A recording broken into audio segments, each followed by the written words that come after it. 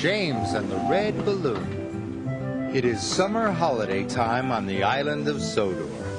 Vacationers come from far and wide to enjoy the beauty of the island. It is the busiest time of the year for Sir Topham Hatt's engines. Thomas was excited.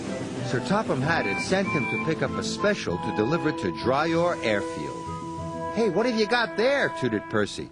"A balloon," replied Thomas. "A party balloon?" asked Percy excitedly.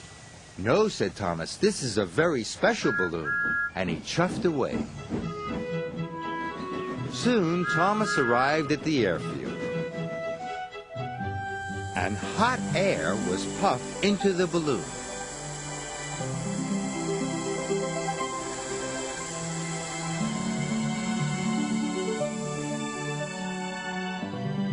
And then James arrived.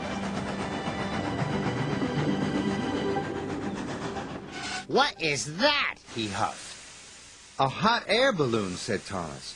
"It will take vacationers on rides around the island." "Taking vacationers on rides around the island is our job," wheezed James jealously. Then, as if by magic, the hot air balloon rose silently up into the sky.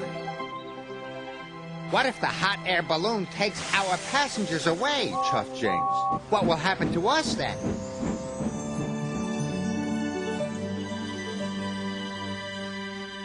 This made Thomas worry. Suddenly, he wasn't so excited about the balloon. The balloon could be seen by everyone on the island of Sodor. Duck gazed at it for so long, he ran into the back of Stepney. "Oh, it's a floating basket with people in it," said Donald. "Whatever will they dream up next?" said Douglas. James and Thomas were waiting at the level crossing. They were still worried about the hot air balloon. "If it takes our passengers away," chuffed Thomas, "there'll be no use for us engines." "Passengers should travel on trains," huffed James, "not in silly balloons."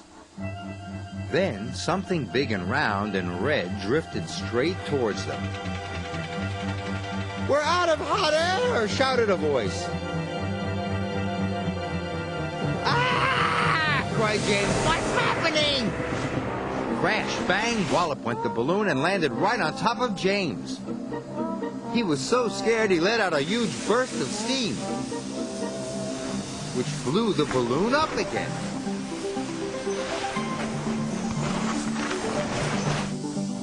The balloon rose into the air once more. "Well done, James," called his driver. "Your hot air did the trick." "Oh, no, James," cried Thomas. "You saved the hot air balloon." "I didn't mean to," groaned James. "Now it's sure to take our passengers."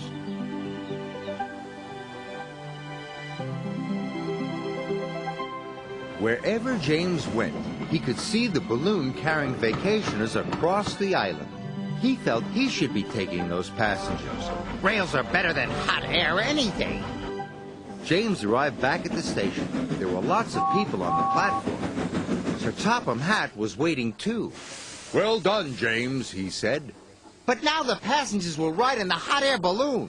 Sir Topham Hatt laughed. "You're right, James," he said, "but they will need a ride home in a train." James was delighted. Sir Topham Hatt was right. The engines were busier than ever, taking vacationers to and from the airfield. Whenever James sees the red balloon, he whistles and toots. And sometimes when he's asleep at night, James dreams he can fly too, just like the red balloon.